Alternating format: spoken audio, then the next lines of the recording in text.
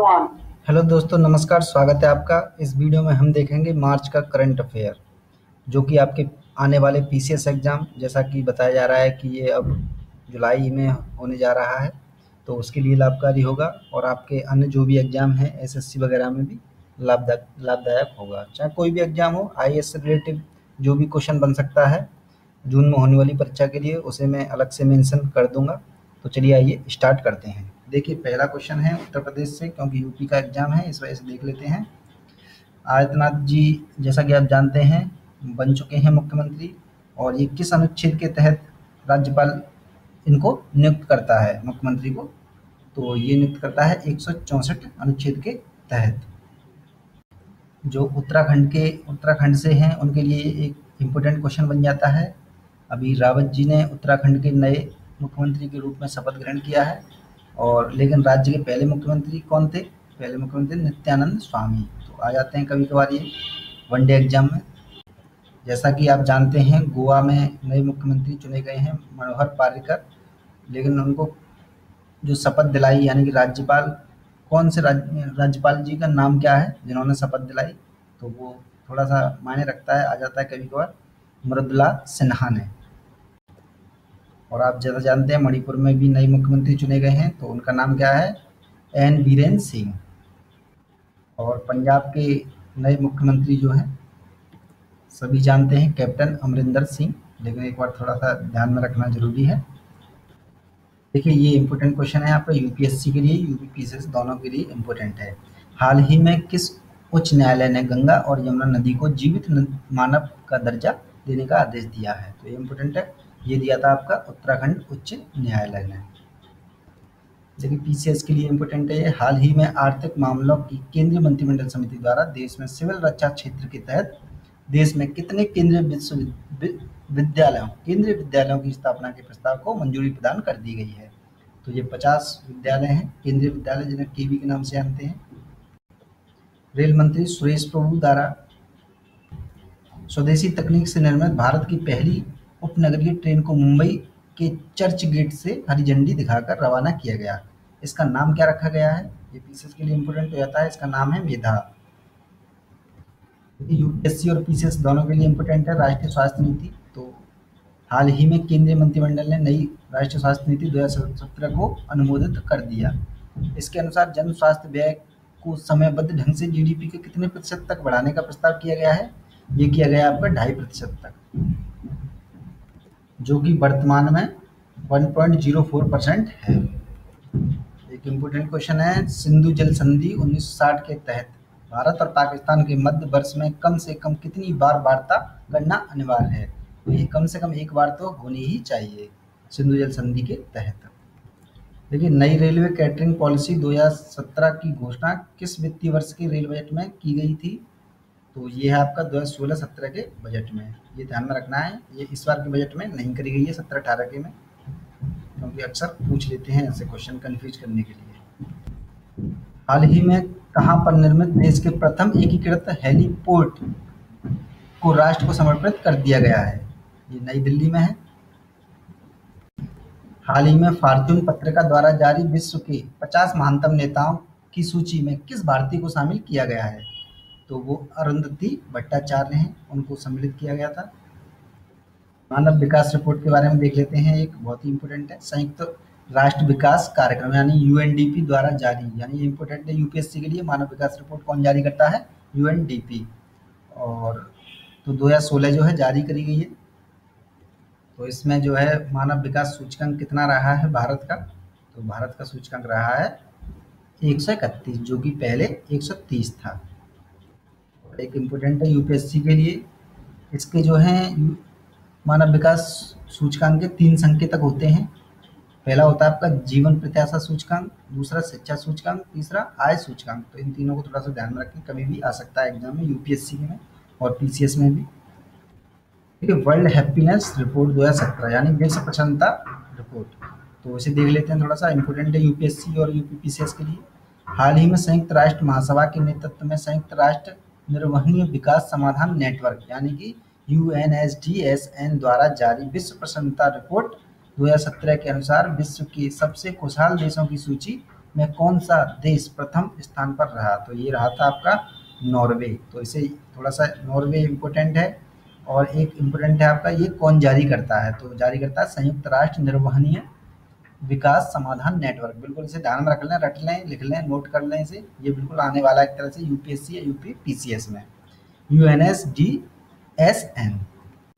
और world happiness report के जो बिंदु हैं निर्धारक, उन्हें थोड़ा सा देख लेते हैं एक नज़र, क्योंकि ये यूपीएससी में बन सकता है, क्वेश्चन दे दिया जाएगा 4-5 और कंफ्यूज हो जाएंगे। तो जीडीपी, प्रति व्यक्ति आय, स्वस्थ जीवन प्रत्याशा, सामाजिक स्वतंत्रता, भ्रष्टाचार का अभाव, सामाजिक अवलंबन और उदारता। तो दिमाग में थोड़ा सा चला जाएगा ये, जिससे आपको वहाँ पर कंफ्यूज नहीं होंगे। इस रिपोर्ट में इस साल जो भारत की रैंकिंग रही है 2017 में, वो 122 रही है। थोड़ा सा ये पीसीएस के लिए आप ध्यान में रखें। हाल ही में ट्रांसपेरेंसी इंटरनेशनल द्वारा जारी people and corruption Asia Pacific global corruption barometer report के अनुसार एशिया प्रशांत क्षेत्र में सबसे ज़्यादा घूसखोरी दर कहाँ पर है? तो थोड़ा सा इम्पोर्टेंट हो जाता है पीसीएस के लिए। घूसखोरी दर जो है सबसे ज़्यादा भारत में ही है। हालांकि क्वेश्चन बनेगा नहीं, क्योंकि हम अपनी एक तरह से आलोचना नहीं कर सकते हैं, लेकिन फिर भी जान लेना थोड़ा सा जरूरी है, कभी भी आ सकता है।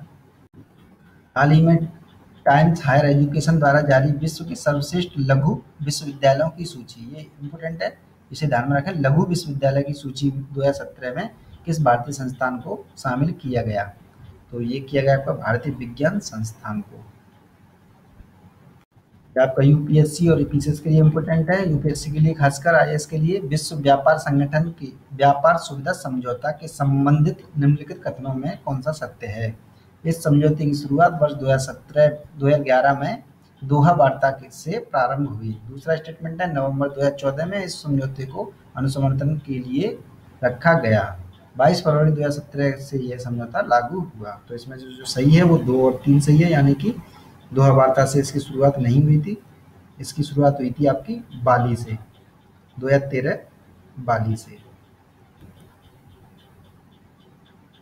अंतर्राष्ट्रीय योग महोत्सव का आयोजन कहाँ पर किया जा रहा है या फिर किया गया? क्योंकि अभी तो मार्च तो निकल गया, तो कहाँ पर किया गया था? ये दिल्ली में किया गया था, नई दिल्ली में। विद्युत मंत्रालय द्वारा जारी विज्ञप्ति के अनुसार भारत पहली बार विद्युत का निवल निर्यातक बना। वर्ष 2016-17 और अप्रैल से फरवरी 2017 के दौरान भारत ने किन देशों को विद्युत निर्यात किया? इम्पोर्टेंट है, बहुत ही ऊर्जा से संबंधित है। तो नेपाल, बांग्लादेश और म्यांमार, यानी हमारे पड़ोसी देश जो हैं उनको हमने किया। इसमें ये ध्यान में रखना है, थोड़ा सा दे दिया जाएगा, भूटान नहीं है। हाल ही में केंद्र सरकार द्वारा भारतीय महिला बैंक का किस बैंक में विलय का निर्णय किया गया है? तो ये किया गया आपका भारतीय स्टेट बैंक में। और आपको पता होगा कि भारतीय स्टेट बैंक में इसके अन्य जो 5 बैंक हैं उनका भी विलय कर दिया गया है। अरबपतियों की 31वीं वार्षिक फोर्ब्स सूची 2017 जारी कर दी गई है। इस वर्ष की सूची में विश्व के सर्वाधिक धनी व्यक्ति का खिताब किसे प्राप्त हुआ है? ये हुआ आपका बिल गेट्स को। थोड़ा चेंज होता रहता है ये कभी कभी, इस वजह से जान लेना जरूरी है। हाल ही में केंद्र सरकार ने आरबीआई को कितने रुपए के प्लास्टिक नोटों का फील्ड ट्रायल करने को मंजूरी दी है? ये आपका 10 का नोट। तो ये पीयू वगैरह बैंक वगैरह का दे रहे हैं, तो उससे जुड़े हुए कुछ क्वेश्चन अब आएंगे आगे। वर्तमान में कोटेश्वर पनबिजली परियोजना की अनुमानित पूर्णतः लागत राशि कितनी है? तो ये ज़्यादा इम्पोर्टेंट तो नहीं है, लेकिन बैंक और पीओ में थोड़ा सा आ जाते हैं इस प्रकार से क्वेश्चन। तो ये है आपकी, थोड़ा सा अंदाजे में रखें, 2717 करोड़ रुपए। थोड़ा सा ध्यान में रखें, 2700 करोड़।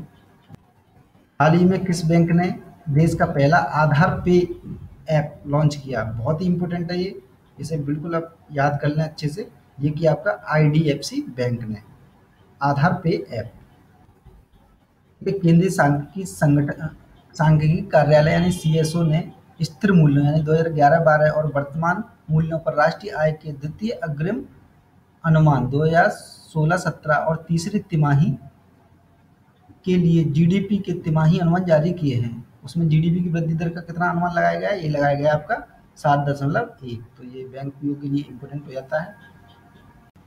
हाल ही में पोर्ट ब्लेयर में अंडमान और निकोबार नौसेना कमान के कमांडर वाइस एडमिरल विमल वर्मा और एवीएसएम ने पोत INSCUL 51 को राष्ट्र को समर्पित किया। इस पोत का निर्माण किसके द्वारा किया गया है? तो ये थोड़ा सा NDCDS वगैरह में आ सकते हैं इस प्रकार के क्वेश्चन। तो ये किया गया आपका messrs garden rich ship builders and engineer limited Kolkata ने। थोड़ा सा ध्यान में रखें, भारत में ही बनाया गया है।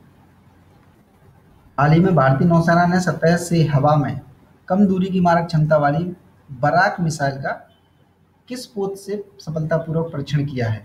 ये किया है आपका INS विक्रांत से। ब्रह्मोस सुपरसोनिक क्रूज मिसाइल का कहां से सफल परीक्षण किया गया है? ये किया गया आपका चांदीपुर परीक्षण रेंज से। हाल ही में चीन की सेना में शामिल J-20 फाइटर जेट अमेरिका के किस फाइटर जेट के समकक्ष है? तो ये थोड़ा सा CDS NDA वगैरह के लिए है इम्पोर्टेंट, सेना से संबंधित जो भी एग्जाम है उनमें भी आ सकता है ये। F-12 रैप्टर से। हाल ही में सेवानिवृत्त हुए भारतीय युद्धपोत INS विराट को रॉयल ब्रिटिश नेवी में किस नाम से जाना जाता था? ये जाना जाता था SMC हर्मीज के नाम से। बिल्कुल इम्पोर्टेंट है, ये किसी भी एग्जाम में आ सकता है, UPSC हो चाहे PCS हो चाहे CDS NDA बैंक PO, सभी में आ सकता है। बहुत ही इम्पोर्टेंट क्वेश्चन है ये। इन देशों की सेनाओं के मध्य संयुक्त सैन्य प्रशिक्षण अभ्यास अल नागा आयोजित किया जाता है?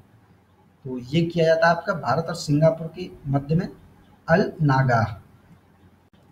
हाल ही में 3 सदस्यीय म्यांमार नौसेना का प्रतिनिधि मंडल किस स्थल की 4 दिवसीय यात्रा पर आया था? ये आपका कोच्चि में। साइबर स्वच्छता केंद्र बॉटनेट क्लीनिंग एंड मालवेयर विश्लेषण केंद्र का संचालन किसके द्वारा किया जा रहा है? ये किया जा रहा है आपका CERT इन। 11वां भारत नेपाल संयुक्त सैन्य अभ्यास सूर्य किरण का आयोजन कहाँ किया जा रहा है या किया गया? ये किया गया आपका पिथौरागढ़ में। तो इसे थोड़ा सा ध्यान में रखें, भारत और नेपाल के मध्य कौन सा किया गया सूर्य किरण, और कहाँ पर? पिथौरागढ़ में। BS-4 उत्सर्जन मानकों के निम्नलिखित में से किन प्रदूषकों को शामिल किया गया है? तो कार्बन डाइऑक्साइड, नाइट्रोजन के ऑक्साइड, हाइड्रोकार्बन, कार्बन मोनोऑक्साइड और कणीय पदार्थ यानी PM, पर्टिकुलेट जो मैटर बोलते हैं वो। तो इसमें से जो आंसर है वो है आपका 2, 3, 4, 5। पहला नहीं है, कार्बन डाइऑक्साइड नहीं है, क्योंकि कार्बन डाइऑक्साइड तो अपने आप में वातावरण में मौजूद ही है, लेकिन ये जो है बाकी बाई प्रोडक्ट हैं, यानी कि एक तरह से उत्पन्न होते हैं। ये आपका UPSC के लिए बहुत ही अच्छा क्वेश्चन है, आ सकता है ये। हाल ही में भारतीय नौसेना ने किस पनडुब्बी से एंटी शिप मिसाइल का परीक्षण किया? ये किया आपका कालावारी से। हाल ही में भारत ने कहां से स्वदेश निर्मित सुपरसोनिक इंटरसेप्टर मिसाइल का परीक्षण किया है? ये किया था आपका बालासोर से।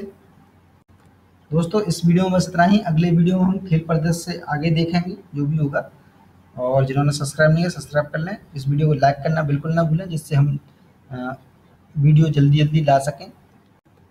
तो देखते रहें एग्जाम मेडी, और जिन्होंने पुराने वीडियो देखे हैं आपकी स्क्रीन पर आ चुके हैं, टेस्ट सीरीज वगैरह से रिलेटेड, हिस्ट्री क्वालिटी वगैरह से रिलेटेड, उन्हें देख लें।